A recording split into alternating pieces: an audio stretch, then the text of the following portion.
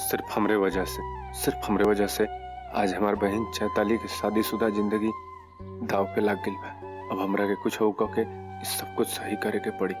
जौन गलती हम कैले बनी ओकरा के सुधारे के पड़ी। पर कैसे कैसे ये सब हुई, कैसे सब सही करो।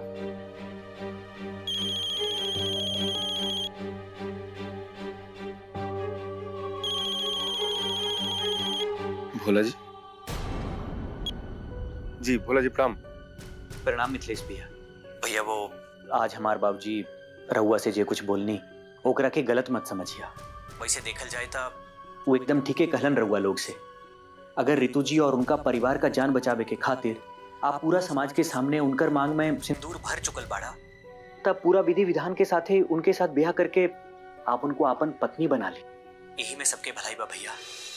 जैसे ही रहुआ के ब्याह रितु जी से हुई, हमार बाबूजी चैताली का गौना करा दिए। हम जानता नहीं भैया कि ये सब आपके खातिर आसान नहीं खे, पर हम विनती करता नहीं रहुआ से कि एक बेर ठंडे दिमाग से ये सब पर विचार जरूर करें। ठीक बा भोला जी, आप जौन कहत नहीं वो बात तो हम विचार करो। आप अपन ख्याल रख, हम फोन रखते। ठीक बा भैया। अच्छा प्रणाम, रखता नहीं। प्रणाम।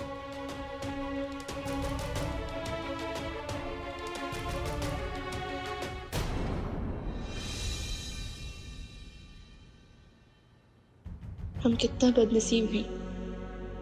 बाबूजी आईसीयू में बाड़े और अब उनका चेहरा तक न देख सकेंगे। अब बाबूजी से मिले के सिर्फ एक ही रास्ता बा, हमरा के मिथिलेश जी से ब्याह करे के पड़ी। पर समझ में नहीं के आवत कि ये सब कैसे हुई। सबके सामने मिथिलेश जी के बेइज्जती करनी, ओकरा से आपन रिश्ता तोड़नी, इस शादी के माने से इनकार करनी, यहाँ तक कि उनकर और उनके कला के भी भला बुरा करनी। इतना करे के बाद पता नहीं हमरा से ब्याह करे खातिर तैयार होइबे करिए।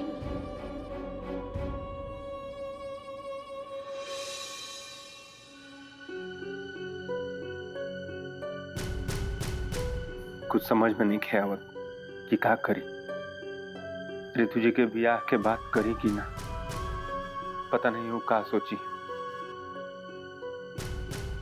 कहीं फोन करी तो हमरा पौरी भड़क मत जास। पर हमरा के रितु जी से बात करे ही के पड़ी। आखिर चैताली की जिंदगी के सवाल बटे।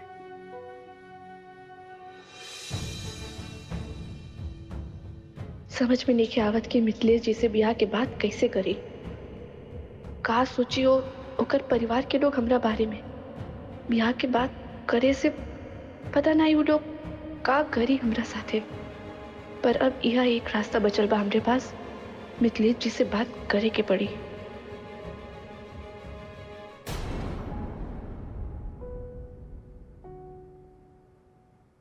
रितु जी का सोची है ना हमरा नहीं खे पता, पर हम इस तरह से चुपचाप ना रहो। अब रितु जी से बात करेंगे पड़ी।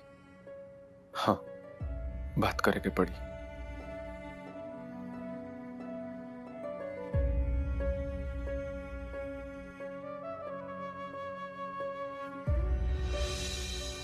रितु जी, रहुआ हमरा से मिल सके नहीं का?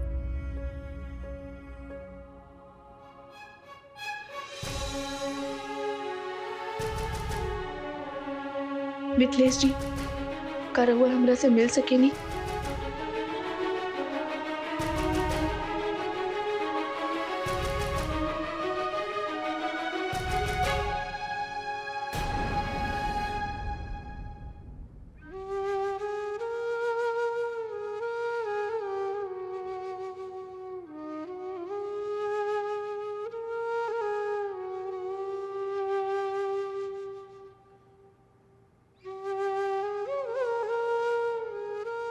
नहीं, ये ठीक नहीं है।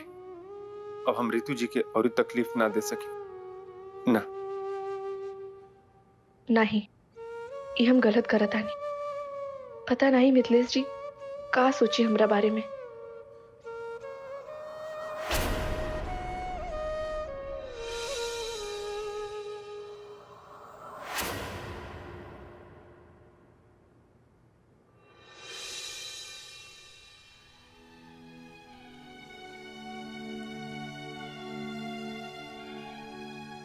भैया हाँ बोला। भैया भोला जी के बाबूजी जे कुछ भी कहकर गईलन, पर हम रउआ से कहता नहीं कि अब रितु जी से बात करे के कोनो मतलब नहीं खे। ओकरा से जबरदस्ती ब्याह करके का हासिल हो जाई? आज न त काल फिर वो रउआ के छोड़कर चल जाई है। उसे रउआ के अपमान भी होई और जिंदगी भी नरक हो जाए। हम अपना जिंदगी के बारे में तारा से क्या बताएं चैतल, बल्कि हम तार जिंदगी का नरक बना दिल बने। लेकिन अब ना, अब तार जिंदगी हम बर्बाद ना होके कैसा हूं कह ना, हम तो ये चाहम कि तार जल्दी से जल्दी गौना करा दी, ताकि तू खूब बढ़िया से खुशी खुशी अपना घर परिवार चल जाले। हम तो ये ना चाहम भाई। भैया रउआ जितना भी कोशिश कर ली, पर ना तो रितु जी के शादी खातिर मना पाईबा और ना ही भोला जी के परिवार के खुश कर पाई। काहे न खुश रख पई है। बेटा तू जाके रितु से मिला, ओकरा के सब बात अच्छे से समझावा, वो जरूर समझ जाई। अच्छा, और भैया वहाँ जाके का कहिए कि चैताली के घर बसावे खातिर रउआ हमरा से ब्याह कर ली। आखिर वो ऐसा काहे करी है?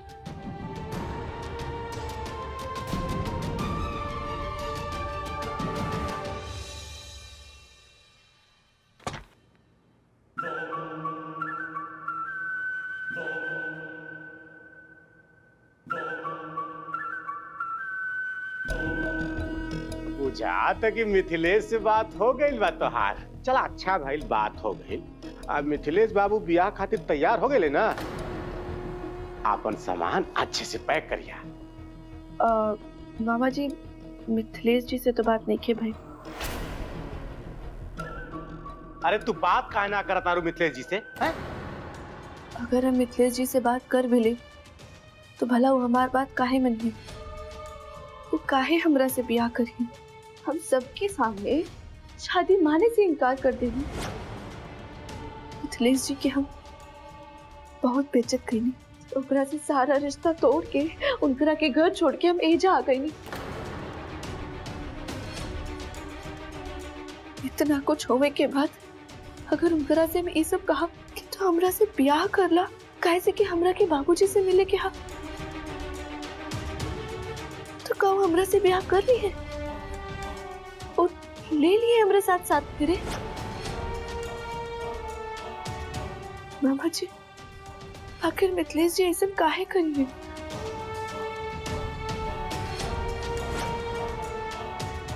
मामा जी, मामा जी, मामा जी कुछ करी ना, बाबूजी की तबीयत बहुत खराब हो गई बा। अब उनका हालत हमरा से बिल्कुल नहीं के देगा। दीदी कुछ भी करके बाबूजी के बचाना। चुप हो जा, सब कुछ ठीक हो जाए। बाबूजी के कुछ ना हो, बहुत जल्दी वो ठीक हो जाए। अब बात हाथ से आगे बढ़ गई बा। जीजा जी के बचावे खातिर कुछ न कुछ उपाय ढूंढे की पड़ी। सब ठीक हो जाए। जब इंसान की ताकत खत्म हो जाला, वहां से भगवान की ताकत शुरू होला। सब ठीक हो जाए, चुप हो जाए।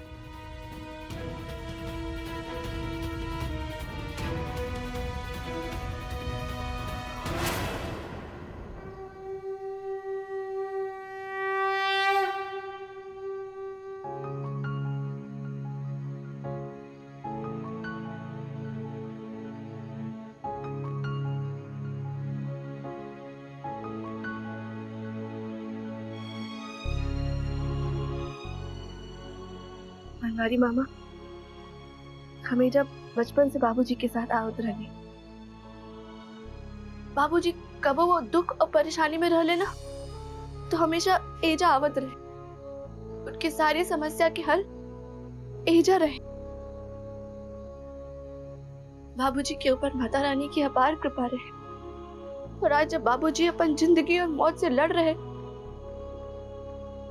हमरा के पूरा भरोसा बा कि माता रानी उनका रक्षा करी, उनकरा की समस्या से बाहर निकली।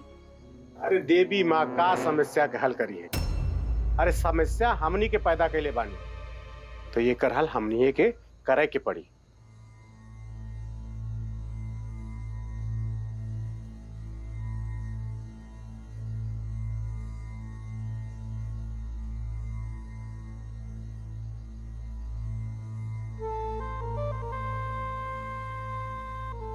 प्रणाम पंडित जी। खुश रहो बच्चा। पंडित जी, हमारे घर में बहुत समस्या बा। बाबूजी की तबीयत बहुत खराब है, ठीक होके के नामे नहीं खेले। रहुआ बताइए कि हम का करें। बस हमारे बाबूजी के ठीक कर दी। ये हमारे बाबूजी के कुंडली बा, देख के बताइए का समस्या बा।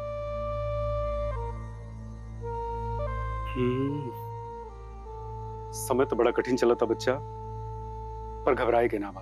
तेरे ऊपर देवी माँ की कृपा बा। बहुत सही समय पर आयल बाड़ू। काल के दिन बड़ा शुभ बा। काल गुरु और सूर्य का अद्भुत युति बनता 1 घंटा खातिर। अगर वो काल में तोरे बाबूजी खातिर पूजा कई देवे तो एकदम ठीक हो जाइए।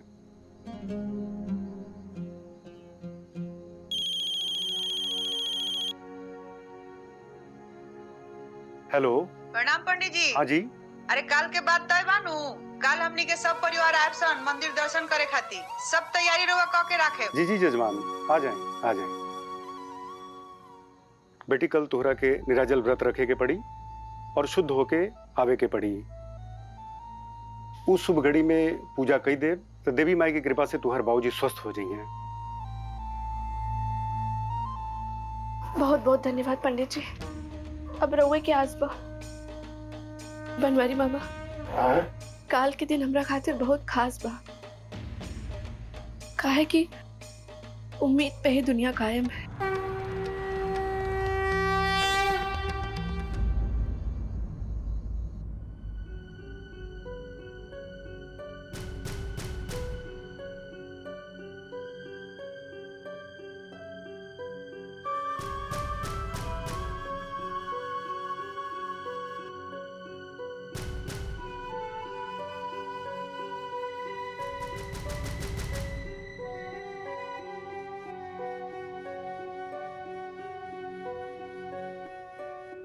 ए तरह से मुंह लटका के बैठला से समस्या के समाधान नानू होई।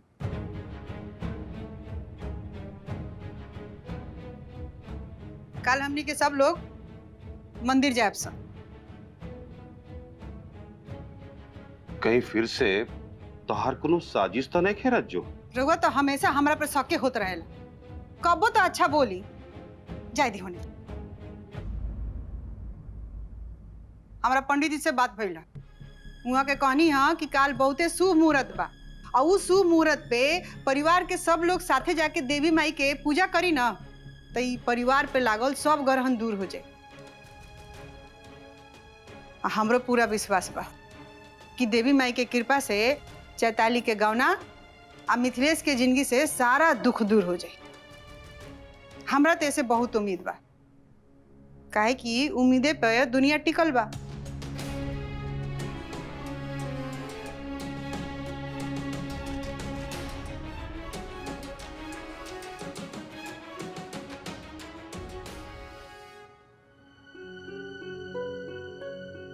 यजा तू जीत पे अड़ल बाड़ू, वजह तोहार माई गांव समाज से डरल बाड़ी। वो कहत बाड़ी जीजा जी से तू तबे बिल पैबू जब तू जमाई बाबू के साथे अबू। जब तक तू ई बियाह के ना मनबू तब तक अपने बाबूजी से ना मिल पेबू।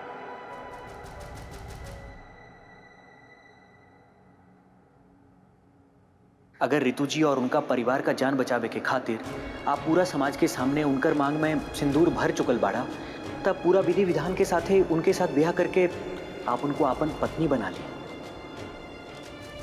हम बस इतना चाहता नहीं कि पहले मिथिलेश और रितु के विधि विधान से ब्याह करी, उसके बाद हम अपने बेटी के आपके घरे में सौंप देब। ई घर में तोहरा खातिर कोनो जगह नहीं थी जब तक तू मिथिलेश के संगे अपन रिश्ता स्वीकार ना कर ले।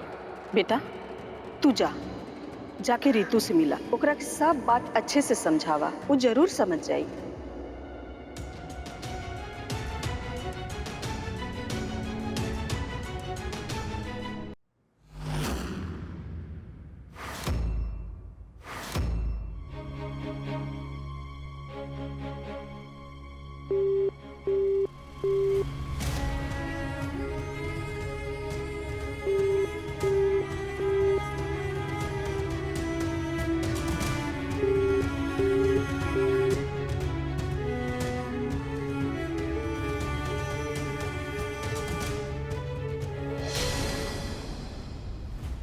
बाबूजी, हम बहुत मजबूर बानी, चाह के भी रउआ खातिर कुछ ना कर सकीली। पता ना हमरा साथ ये सब का हो रहल बा, पता ना का बोले बाबा के इच्छा बा।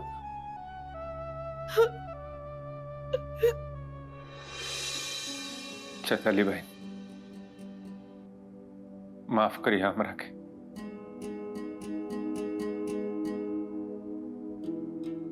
हम तार गुनहगार बनी। हम चाह के भी तारा जिंदगी में कुछ नहीं कर पाओ। पता नहीं भोलेनाथ के का इच्छा बाटे, कुछ नहीं के समझ में।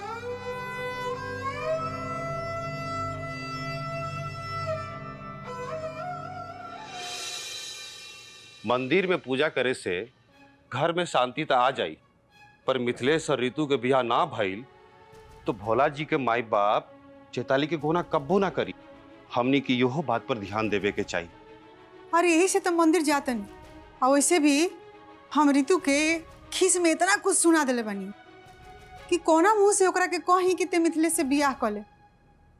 देवी माई से प्रार्थना करे कैसे हूँ कह के ऋतुआ के दिल पिघल जा और मिथिलेश से बियाह कर ले, ताकि हमारा चैताली के गौना हो जा। और जाना तनी ई देवी मैया का मंदिर बहुत मानल है, जौन भी मन्नत मांगल जाला नु वो सब पूरा हो जाला। हमू देवी मैया से प्रार्थना करे कि हमार मन्नत पूरा कर देस, हर ऋतु मिथिलेश से बियाह कर ले। पर ई घर में तू ऋतु के साथ जे कुछ कहले बाड़ू और जिस तरह से ऋतु घर छोड़ के जा चुकल बाड़ी, ओकरा देख के तो कम में उम्मीद लागत आ कि वो बियाह खातिर तैयार हुई। और यही से तो मंदिर जातन। इंसान के जब एक रास्ता बंद हो जाला नु तो भगवान दूसरा रास्ता दिखा दे। का जाने कोनो चमत्कार हो जाओ, हरी तू मिथिलेश से बियाह कर ले।